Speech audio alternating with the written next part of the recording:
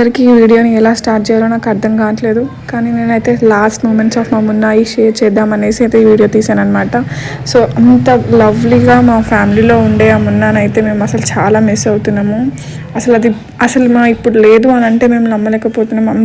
దానికి breast cancer అనేది వచ్చేసింది అనమాట. సో దానివల్ల అది చాలా ఇబ్బంది పడింది. అండ్ లాస్ట్ మూమెంట్లో అది మా మామ అందరినీ విలిసేసి వెళ్ళిపోయింది అనమాట. సో ఆ టైంలోనే మా మామయ్య హెల్త్ కూడా బాగాలేకుండే.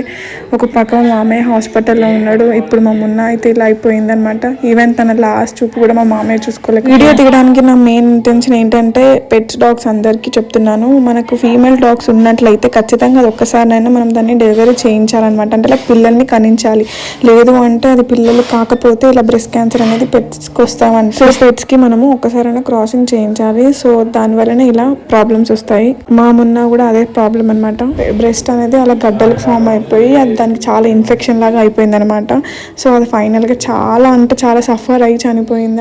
మేము అసలు ఎక్స్పెక్ట్ చేయలేదు. చాలా హాస్పిటల్స్ తిరిగాం కానీ దానికి ఎలాంటి సొల్యూషన్ లేదన్నారనమాట. ఫైనల్గా అది ఇంకా దానికి సొల్యూషన్ ఓన్లీ డెత్తే అని చెప్పారు.